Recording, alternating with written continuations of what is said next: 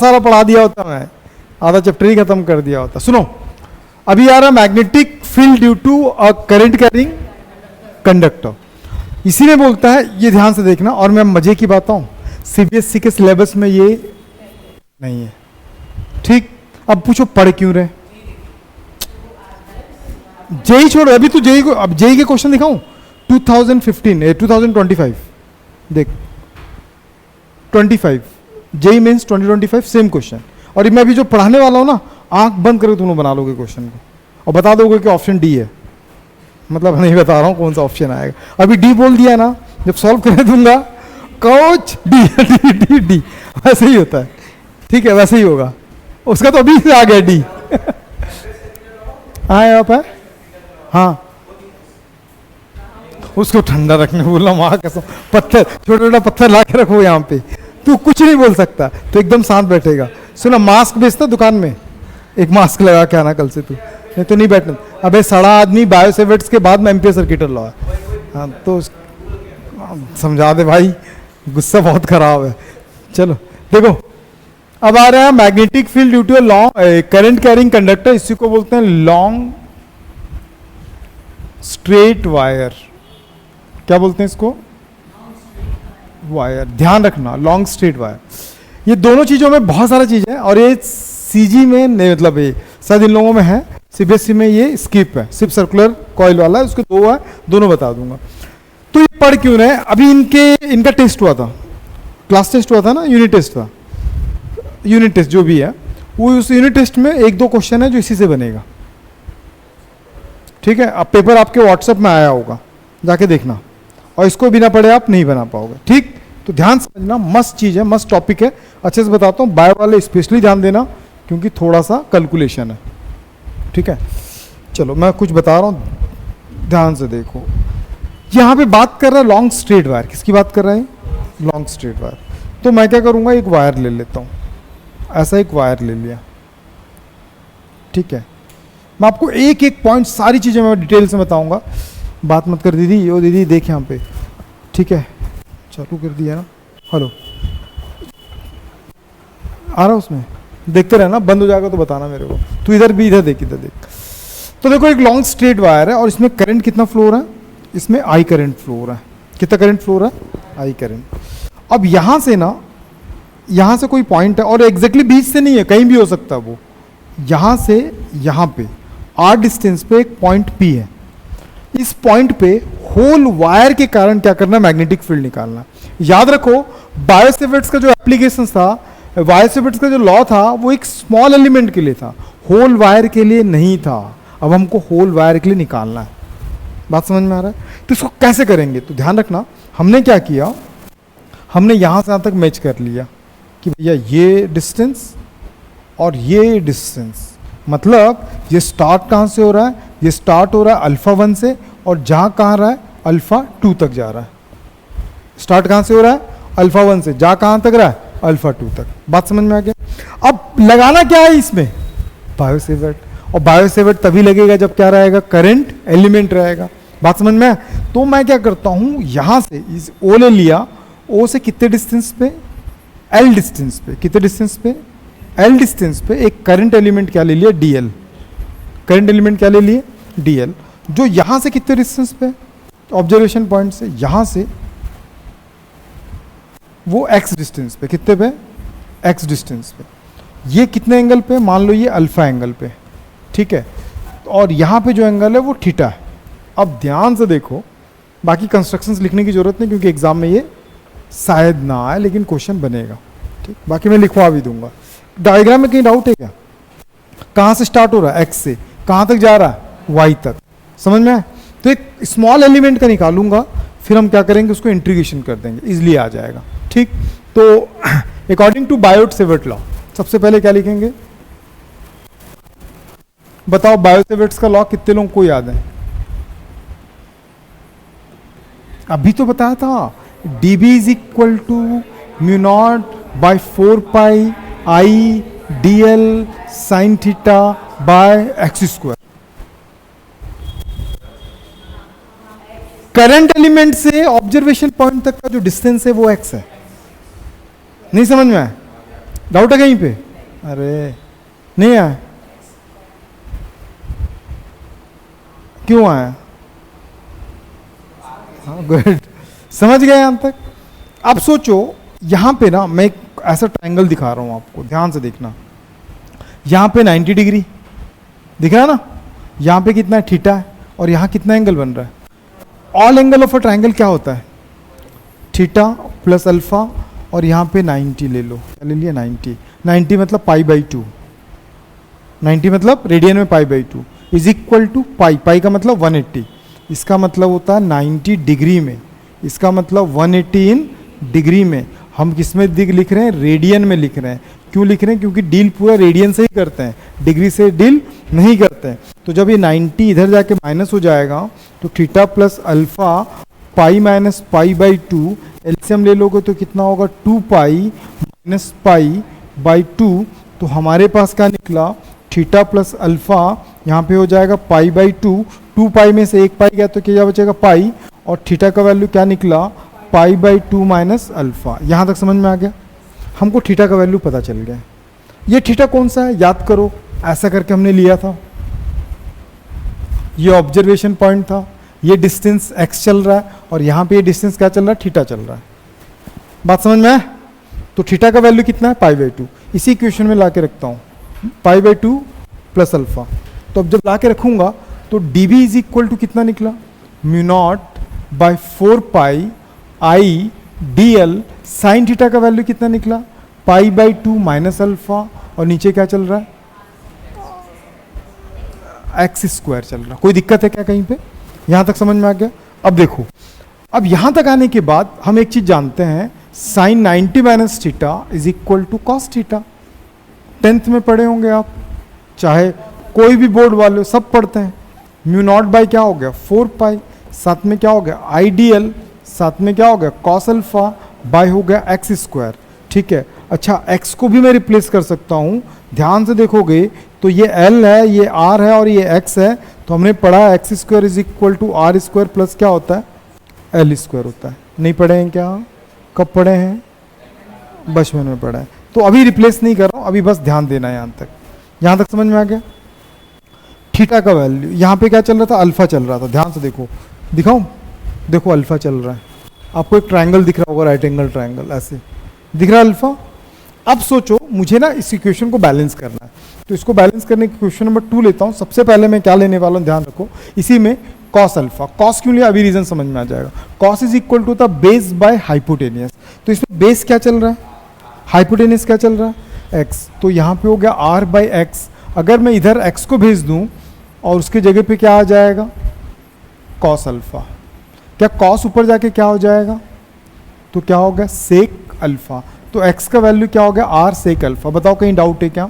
Bye वाले specially बताएंगे कहीं डाउट है तो। नहीं आया दीदी समझ में? कहीं डाउट है? समझ में आया? ऐसा क्यों किया? क्योंकि मुझे x का वैल्यू चाहिए था, मिल गया r के फॉर्म में। और एक वैल्यू है dl। dl को हटाने का तरीका, इसी में आप क्या लोगे? Tan alpha. क्या लोगे? Tan alpha. Tan alpha is equal to perpendicular by क्या होता है? बेस।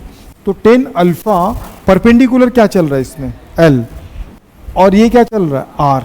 अगर मैं क्रॉस मल्टीप्लाई करूंगा तो l is equal to R tan alpha आएगा। आएगा कि नहीं आएगा? लेकिन दिक्कत है, मुझे dl चाहिए, l नहीं चाहिए, है ना? तो dl का मतलब उसका स्मॉल पार्ट, स्मॉल किस में कब कन्वर्ट होता है? जब हम डिफरेंशिएट करते हैं। जब क्या करते हैं? r जो है वो फिक्स डिस्टेंस है, r क्या है, लेकिन l बढ़ रहा था, पता है ना? l क्यों बढ़ रहा था? अगर यहाँ होता तो वो l धीरे धीरे बढ़ रहा है, तो l वेरी ही कर रहा है यहाँ पे। l क्या कर रहा है यहाँ पे? वेरी कर रहा है। और l के साथ साथ एंगल भी वेरी करेगा। कैसे वेरी करेगा? अगर मैं मान लो, मैं आपको कुछ करके दिखाता हूँ वहाँ पे ना, यही था क्या? हाँ चलो, अगर मान लो यहाँ पे अगर लेता ऐसे करके, तब एंगल तो कुछ और होता कि नहीं होता? जब मैं छोटा सा पार्ट यहाँ लेता तब तो एंगल कुछ और होता। तो ये पता चल रहा है कि l के साथ कौन वेरी कर रहा है? एंगल वेरी कर रहा है। वो मिट जाएगा, चिंता मत कर तुम, ठीक है? तो इसीलिए मैं क्या करूँगा? डिफरेंशिएट करूँगा। क्या करूँगा? डिफरेंशिएट करूँगा। जिसको नहीं आता है बताना, मैं कुछ भी नहीं कर पाऊँगा फिर। क्यों पूछो? ये हम 11th में पढ़ लेते हैं, टेन अल्फा। तो टेन अल्फा, तो इसका जब भी dl का करेंगे तो वेरिएबल है, तो dl बाई डी अल्फा होगा, आर फिक्स है, कांस्टेंट है तो बाहर आ गया, डी बाई डी अल्फा और साथ में क्या चल रहा है tan alpha, D L by D alpha, R tan alpha का होता है सेक स्क्वायर अल्फा। तो अगर इसको इधर भेज दूं तो डी एल का वैल्यू क्या निकला, आर सेक स्क्वायर अल्फा साथ में डी अल्फा। तो देखो मुझे दो वैल्यू मिल गया, एक वैल्यू मुझे डी एल का मिल गया, एक वैल्यू मुझे किसका मिल गया, एक्स का मिल गया। इन दोनों वैल्यूज को लाके क्वेश्चन नंबर 2 में पुट करना पड़ेगा। ठीक है, प्रैक्टिस कर लेना आप लोग भी ना, putting the all value in equation number 2। Doubt है पूछो, putting the all value in equation number 2। Equation number 2 क्या चल रहा था, D B is equal to mu naught by 4 pi, साथ में क्या चल रहा था I D L cos alpha साथ में एक्स स्क्वायर, कॉस अल्फा ही चल रहा था। डी एल का वैल्यू क्या निकला है, D B is equal to mu naught by 4 pi I, D L का वैल्यू कितना निकला, R sec square alpha D alpha साथ में कॉस अल्फा। एक्स का वैल्यू क्या चल रहा है, आर सेक अल्फा का स्क्वायर है, नहीं समझ में आया।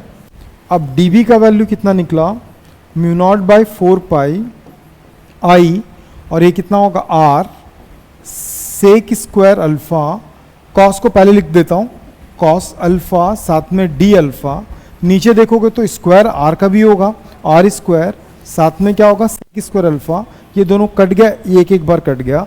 तो फाइनली मेरे पास क्या निकला, D B is equal to mu naught by 4 pi I साथ में कॉस अल्फा डी अल्फा और नीचे क्या बचेगा आर, सिर्फ आर बचेगा। नहीं समझ में, ये क्या निकालने अपन यार, अपन निकालने इस छोटे से पार्ट का इस जगह पे मैग्नेटिक फील्ड, लेकिन कहाँ से कहाँ तक निकालना है, एक्स से वाई तक, कहाँ से कहाँ तक निकालना है, समझ में। तो टोटल मैग्नेटिक फील्ड अब यहाँ से समझा रहा हूँ, then the total magnetic field, total magnetic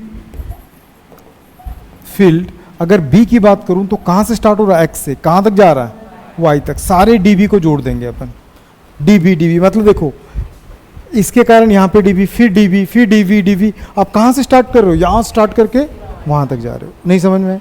अब तुम घूरो इसको, मैं तुमको एंगल पूछूंगा, एक्स कितना एंगल बना रहा है और वाई कितना एंगल बना रहा है, एग्जैक्ट बताना पड़ेगा। देख लिए हाँ, तुम दिख रहा है ना। तो हर बात जब भी पूछता हूं तो बोलता मैं ही क्यों, बाकी लोग क्यों नहीं बोलते कि मैं ही क्यों। देखना भाई, दिख गया एंगल, एक्स कितना एंगल बना रहा है और वाई कितना एंगल बना रहा है, नहीं समझ में। ऐसे करके है तो एक्स कितना बना रहा है और वाई कितना बना रहा है, तो दोनों बताना है। तो ये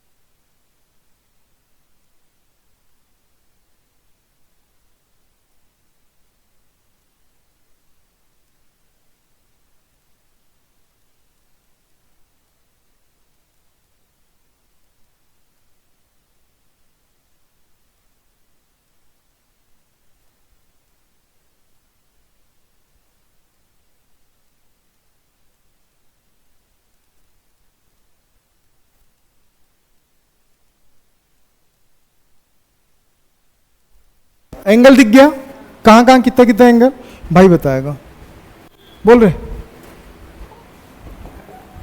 एक्स कितना एंगल बना रहा था, वाई कितना बना रहा था, इस बात पे लड़ सकते हैं अपन, हाँ या ना बोलो ना दीदी, हाँ या ना, खून खराबा कर सकते हैं। तू नहीं, तू तो ब्रांड एम्बेसडर, अपने आप को बचाना पड़ेगा। तो यहाँ पे अल्फा 1 अल्फा 2 साथ में डी बी है ना, अल्फा 1 से अल्फा 2 नहीं लड़ सकते हैं किसी से? लड़ सकते हैं ना? बात गलत होगा तो फीस डबल भी कर सकते हैं। सुनो ध्यान से देखो, मैं कुछ चीजें बताता हूँ, इसलिए कहता हूँ कि 11th ना कोचिंग कर लेना चाहिए, कि वैसे जो किए थे वो भी कहाँ बोल ले। देखो दीदी, इसको बोलते हैं इनिशियल पॉइंट। क्या बोलते हैं इसको? Initial side. ठीक है, यहां से अगर स्टार्ट करके कहीं पे यहां पे कोई पॉइंट आ गया तो इसको बोलते हैं टर्मिनल साइड। क्या बोलते हैं इसको? Terminal side. अगर एंटी क्लॉकवाइज चल रहा हो ना तो जो एंगल बनेगा, मान लो अल्फा बना, तो वो प्लस अल्फा कहलाएगा। हमेशा एंगल कहां से कहां बनता है? और मुंह में हाँ मत करो कोई भी। इनिशियल साइड से कहां तक का एंगल बनता है? आप ये एंगल को ऐसे नहीं बोल सकते कि इन दोनों के बीच एंगल बन रहा है, यहां से यहां के बीच एंगल बन रहा है, इनिशियल साइड से टर्मिनल साइड। जब भी आप क्या चलेंगे एंटी क्लॉकवाइज तो वो प्लस में आता है। नहीं समझ में? अगर टर्मिनल साइड यहां पे दिया है, सॉरी ये क्या इनिशियल पॉइंट है, ये क्या इनिशियल साइड है, और आप यहां पे कोई पॉइंट बना रहे हो, यहां से यहां तक आ रहे हो। अबे फिर मुंह फाड़ दिया। अच्छा खांस रहा था क्या? कितना अच्छा है ना। क्या खांस रहा था? देख लिए तो नहीं देखे होता था। ठीक, तो ये क्या चल रहा है? क्लॉकवाइज। तो ये जो एंगल बनेगा वो किस में आएगा? नेगेटिव में। बात समझ में आए? नहीं समझ में आए? अब इसको घूरो, इसमें 3 साइड है। दीदी 1 मिनट, बात नहीं कर सकती। ये कौन सा साइड है? इनिशियल है कि टर्मिनल है? इनिशियल है। यहां से हम एंगल बनाए हैं ऐसे, याद है? तो इनिशियल साइड और टर्मिनल साइड। और ये क्या है? उसके नीचे, मतलब ये अपोजिट है। समझ में? तो इसीलिए क्या होगा? ये माइनस होगा। कारण समझ में आएगा माइनस क्यों लेते हैं? डाउट है कहीं पे? नहीं समझ में आया? कहाँ नहीं आया? अरे तो ठीक ही तो है। अरे पागल कैसा करता है। जब भी मैं पिंक में बादल बनाऊंगा ना तो उसका मतलब अलग है ना, उसको बस नोट करके रखना। ठीक है, इसको उस टॉपिक से बाहर लिखना ताकि आपको प्लस माइनस का फर्क पता चले। वैसे पिंक कई लोगों का फेवरेट है यहाँ पे। चल शांत रहे। b is equal to minus alpha 1 से प्लस अल्फा 2। ठीक, अब क्या था यहाँ पे? dv। dv का वैल्यू क्या था याद करो? Mu naught by 4 pi. dl तो नहीं था, i था, cos अल्फा था, d अल्फा, और नीचे r चल रहा था। जिद देखो, समझ में? अब जिसको बाय वाले तो घबराना नहीं, जो जो कांस्टेंट उसको बाहर निकालो। Mu naught by 4 pi I by R बाहर आ गया, माइनस अल्फा 1 से प्लस अल्फा 2 कॉस अल्फा। मैं 100% बॉन्ड पेपर पे लिख के दे रहा हूँ, जेई मीन्स 2025 में एक क्वेश्चन जरूर आएगा इसमें से, और तेरे से बनेगा सिर्फ वो एक क्वेश्चन। पूछ क्यों? तू ब्रांड एम्बेसडर है। b is equal to mu naught by 4 pi I by, और क्या बोलता है? क्या कर रहा था? अच्छा लाइव चल रहा है ना भाई? हाँ चलने दे भाई। कॉस अल्फा का होता है इंटीग्रेशन साइन अल्फा। क्या होता है? Sine alpha minus alpha 1। इसको डेफिनेट इंटीग्रेशन बोलते हैं। क्या बोलते हैं इसको? तो एक बार अल्फा के जगह पे अल्फा 2 रखेंगे, mu naught by 4 pi I by are sine alpha 2 minus sine minus alpha 1। ये माइनस काउंट करता है इसलिए बाहर आ जाएगा। तो फाइनली हमारे पास क्या बचा? b is equal to mu naught by 4 pi I by r. Time है ना, बहुत टाइम है। तो एक बार क्या बचा? साइन अल्फा 2 प्लस क्या होगा? Sign alpha 1। इसको मैं थोड़ा सा सेट करके लिख देता हूँ कई बार। Mu naught by 4 pi I by R, बात करते हो दिखाना, समझ जाना। अल्फा 1 प्लस क्या होगा? Sign alpha 2। ये आ गया b का वैल्यू। मतलब बायो सेवर्ट ने हमें क्या बताया था? एक छोटे से पार्ट का बताया था, और हमने किसके लिए निकाल दिया? पूरे वायर के लिए निकाल दिया। ठीक, डाउट है कहीं पे? अब इसके बाद बहुत सारा क्वेश्चन बनता है, ध्यान दो। कंडीशंस बहुत सारा है इसमें, तो सारे कंडीशंस को मैं बता रहा हूँ, ध्यान दोगे। Conditions first, if long straight wire, क्या बोला है? लॉन्ग स्ट्रेट वायर अगर बोलता है, लॉन्ग स्ट्रेट वायर का मतलब हमेशा याद रखना, किसकी बात कर रहा है? इन्फाइनाइटली, किसकी बात कर रहा है? इन्फाइनाइटली लॉन्ग स्ट्रेट वायर, मतलब बहुत लंबा। मैं बहुत लंबा मतलब मैं बोलूँगा ना भाई, मैं बोलने नहीं देता। अबे चौक में खड़ा है, कहाँ पे? श्री राम चौक में। कैसे खड़ा है? हाँ, पैर पे खड़े रहेगा। ठीक, श्री राम चौक में खड़ा है, ठीक है। छोड़ दो, जी रोड देखे ना सबके सब। हाँ तो बोलो ऐसे जी रोड का क्या होता है? देखे ना जी रोड। जी रोड ही क्यों बोलते हैं पता है इससे कारण? क्योंकि जी शेप में।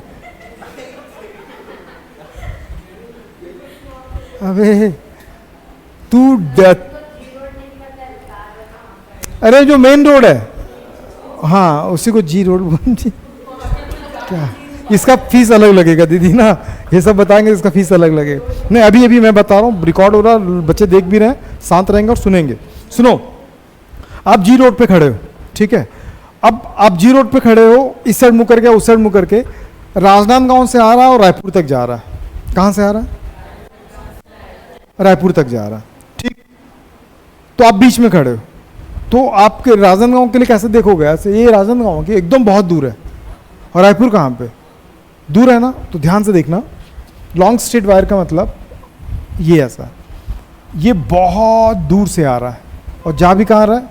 बहुत दूर तक जा रहा है। आप यहाँ पे खड़े हो, ठीक है। कहाँ पे खड़े हो? यहाँ पे। तो ये कितना एंगल बनाएगा? तो यहाँ पे अप्रोक्सीमेट कितना डिग्री दिख रहा है? जब वायर इन्फाइनाइटली लॉन्ग होता है ना, तब ये एंगल कितना हो जाता है? 90 हो जाता है। बात समझ नहीं? इसको ना मैं अच्छे एग्जांपल समझाता हूँ। श्री राम चौक में खड़े हो आप, ठीक है। आप यहाँ से डायरेक्ट जी रोड को देखोगे, जी रोड को देख रहे हो, बहुत इंपॉर्टेंट है और एकदम सटीक बता रहा हूँ, एक ही बार में समझ में आएगा। आप श्री राम चौक में खड़े हो, आप जी रोड को देख रहे हो, और जी रोड में ये सुपेला से सरोदा तक नहीं जा रहा है, ये जा रहा है राजनांदगांव से स्टार्ट हो रहा है और कहाँ तक जा रहा है? रायपुर तक। तो आप जब यहाँ से जब सुपेला देखोगे तो आपका एंगल छोटा है, होगा ना छोटा, क्योंकि सुपेला तो पास में है यार। लेकिन जब मैं राजनांदगांव को देखूंगा, चलो छोड़ दो, मुंबई देख रहे हो आप, कहाँ पे देख रहे हो? मुंबई इसी रोड में है ना मुंबई। ये हावड़ा मुंबई रोड है दीदी, जो हाईवे है वो जानती होगी, हावड़ा, ठीक है। हावड़ा मुंबई एक्सप्रेसवे, एक्सप्रेसवे अलग होता है वे। खून का 12 बच क्यों रहा पता है? ये ब्रांड एम्बेसडर करके, नहीं तो कतलेआम हो जाता भाई। ऐसे और ऐसे हो जाएगा, मतलब समझ में आ रहा है? ऐसे तो डिग्री कितना बन जा रहा है? अप्रोक्सीमेट 90। बात समझ में है? नहीं समझ में है? तो जब बहुत लॉन्ग स्ट्रेट वायर हो जाता है ना, तो अल्फा 1, ये जो अल्फा 1 बन रहा है वो भी 90 बनेगा। प्लीज डायग्राम बना लेना। और ये भी क्या होगा? अल्फा 2 90। इमोशंस को कंट्रोल रखना, नहीं तो आउट ऑफ कंट्रोल हो जाऊंगा बेटा। 90 अल्फा 2, ये भी क्या होगा? 90। जब दोनों का वैल्यू ला के रख दूंगा तो B is equal to μ0/4 pi I/R, और यहाँ पे क्या चलेगा? साइन 90 अगेन साइन 90, और साइन 90 कितना होता है? जिनको नहीं पता, 1 नहीं होता है रे, 2 होता है। थू,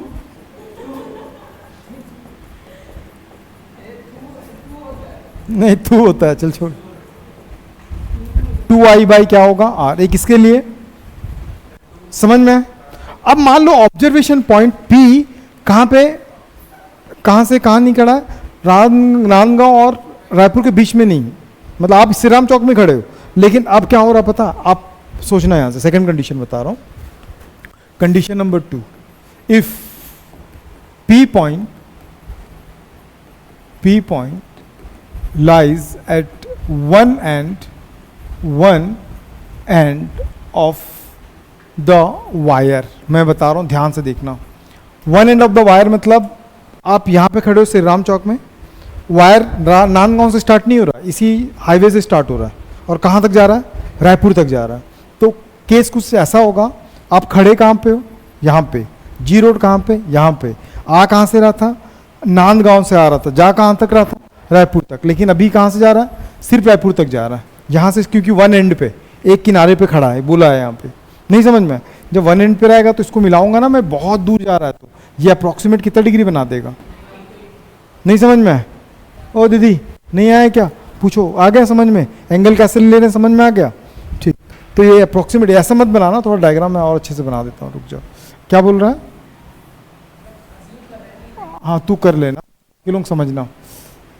ये सोचो ऐसा है, बहुत लंबा वायर है, आप इस कॉर्नर पे खड़े हो, इस कॉर्नर पे नीचे वायर ही नहीं है, तो ऐसा ऐसा करके मिलाओगे ना आप, तो अप्रॉक्सीमेट कितना डिग्री बना? अल्फा 1 का वैल्यू और अल्फा 2 का वैल्यू जल्दी बता। Alpha 1 0, alpha 2 90। नहीं समझ में? नीचे वाला अल्फा 2 था, क्योंकि यहाँ पे जा ही नहीं रहा है, कुछ बन ही नहीं रहा एंगल, तो इससे वो जो बोलेगा उसको उल्टा ही लेना ना, वो जानबूझ के ऐसा बोलता है। 0 और ये क्या होता है? 90। समझ में? क्या क्या बोलता रहता है। हाँ, Chinese not allowed brother. I by are sine 9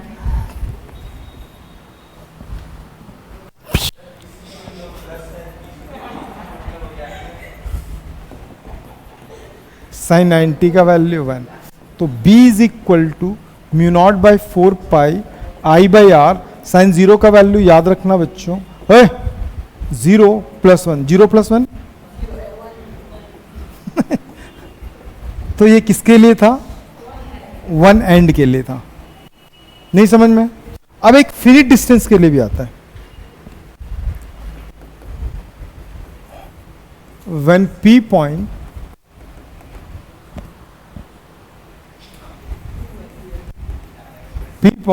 lies at center of the finite distance। Finite distance का मतलब वायर का जो लेंथ है वो फिक्स्ड है, कितना है? L है, और इसके सेंटर पे है। यहाँ पे कितने डिस्टेंस पे था? R लिए थे कि X लिए थे? R लिए थे ना? अरे ठीक है ना, मैं भी समझ गया ना यार, हो गया ना। अगर सेंटर पे तो क्या होगा? ये होगा अल्फा 1 और ये क्या हो गया? अल्फा 2 हो गया। फार्मूला क्या था? b is equal to mu naught by 4 pi I by r. अब एक बात बताऊं मैं आपको, ध्यान से देखना, अल्फा 1 और साथ में क्या था? अल्फा 2। साइन की बात करूं तो बचपन से पढ़ते आ रहे हो, साइन इज इक्वल टू क्या होता है? हाँ, p by H, perpendicular by hypotenuse. तो अगर ये l है तो क्या होगा? ये l बाई 2, और ये भी क्या होगा? आधा आधा। तो इसका क्या होगा? L बाई 2, और नीचे क्या बचेगा? अरे गुड़ाखू आर। ये कैसा है, पता चला? नहीं पता चला? कैसे? पता मेरे को पता। हाँ, तू सब बताता है भाई, तू सब बताता है। R square l square by 4। LCM ले लेना इसको, L बाई 2 एलसीएम ले लोगे तो क्या होगा? मैं थोड़ा सा डिटेल से बताता हूँ क्योंकि बायो वाले हैं। 4r square plus l square, denominator में क्या बचा? 4। ये 4 बाहर आ जाएगा।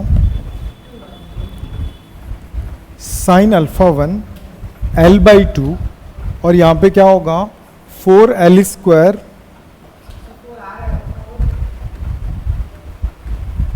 4r square plus l square, ये 4 बाहर आके क्या हो जाएगा? 2, कट गया 2। साइन अल्फा 1 L बाई क्या बचा? 4r square plus l square. ऐसे ही किसका बचेगा? अल्फा 1 का निकाले, अल्फा 2 का भी सेम आएगा क्योंकि फिनिट डिस्टेंस पे। साइन अल्फा 2 का भी क्या होगा? आ रहा है कि नहीं आ रहा दीदी? टफ है क्या? थोड़ा स्टैंडर्ड दीदी, अगर ये टफ लगेगा तो नीट और जेई तो फिर कहानी है। ठीक है, 4r स्क्वायर एल स्क्वायर, तो ये अल्फा 1 और अल्फा 2 दोनों का वैल्यू आ गया, सिमिलर रहता है। तो यहाँ पे लाके रखेंगे, जब पुट करेंगे वैल्यूज तो फार्मूला क्या था? b is equal to mu naught by 4 pi I by are. Sine alpha 1 का value 4r square plus l square, again क्या था? 4r square plus l square. b is equal to, इसका एक graph बताता हूं दीदी जो नीट और जेई दोनों में पूछता है। आई बाई आर, दोनों सिमिलर है। एलसीएम एल एल क्या हो जाएगा? तो ये फिनिट डिस्टेंस के लिए, कहां पे था ये? फिनिट डिस्टेंस के लिए। बात समझ में आ गया? अब अगर मान ले, एक और कंडीशन बताता हूं, ध्यान देखना। कई बार कितना कंडीशन था यार, कितना कंडीशन हुआ? इसमें बहुत सारे कंडीशन है, लेकिन वो थोड़ा सा कंपटीशन पर्सपेक्टिव हो जाएगा। लेकिन मैं एक और बता दे रहा हूँ, 1/4। अभी थोड़ी देर पहले ना हम लोगों ने पढ़ा था कि भैया ये जो है ये यहाँ पे अल्फ़ा 1 बनाता है, ये जो है वो क्या है अल्फ़ा 2 बनाता है, यही पढ़े थे ना। कई बार ना ये एंगल लेता है θ1 और θ2, मतलब वायर के साथ जो कनेक्ट है ना एंगल वो दिए रहता है, ये वाला एंगल नहीं देता है। तब कैसे करोगे? तब का एकदम सिंपल तरीका मैं आपको बताता हूँ। इसको 90 है, ये कितना, इसमें देखोगे तो all angle of a triangle कितना होगा 90, मतलब α1 θ1 90 प्लस कितना हो जाएगा 180 होगा ना। तो अगर मैं α1 का अगर वैल्यू निकालता हूँ तो कितना निकलेगा, ये जाएगा 180 माइनस होगा तो 90 माइनस θ1। वैसे α2 का वैल्यू निकालूंगा तो क्या होगा 90 माइनस θ2। अब इन दोनों वैल्यूज को लाके उस फार्मूले में रखो। फार्मूला क्या था, B is equal to mu naught by, कितना टाइम लगेगा लिखने में अभी, आधा घंटा, पागल है क्या, 10 मिनट में लिखना है, कॉपी चेक करा के घर निकलना है। नहीं नहीं छोड़ दे, मैं क्या करूं ये बताओ, मैं तो फंस गया हूं ना। फंस गया मतलब मैं चाह रहा हूं कि बहुत पढ़ाऊं और मैं चाह रहा हूं कि लिखो भी साथ में। बहुत पढ़ाने का फायदा ये है ना, अभी जैसे अभी हम ना जो ड्रॉपर बैच हमारा सेक्टर में चल रहा है ना, पूरा ऑप्टिक्स खत्म हो गया। ऑप्टिक्स, रे ऑप्टिक्स बहुत बड़ा पार्ट है। कॉपी में कोई नोट ही नहीं किया, सब क्वेश्चन ही बनाए। क्यों? सबको पीडीएफ मिल रहा था, सब कर रहे थे और सबके सब नीट वाले, समझ में, और सबको डॉक्टर बनना है, लेकिन काम चोरी अभी से कर रहे हैं भाई। 12 18 घंटा ऑपरेशन करना पड़ता खड़े होके, समझ में आ रहा है ना? नहीं समझ में आया तो कैसे बनेगा डॉक्टर? ठीक है, तो आज बिल्कुल तू घर नहीं जाएगा, यहीं रहेगा 12 घंटे तक।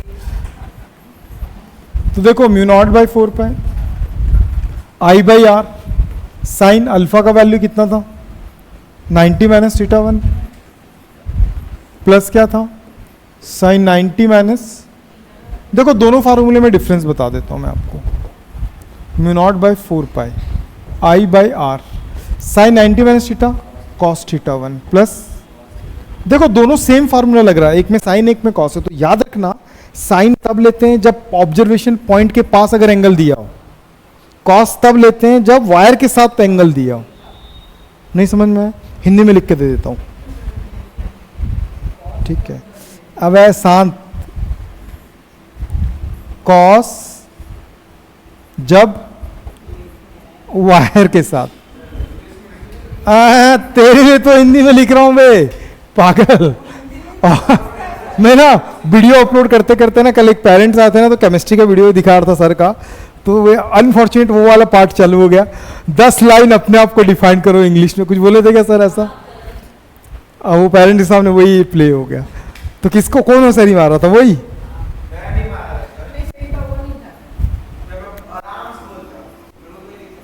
पी पॉइंट के साथ, ठीक है।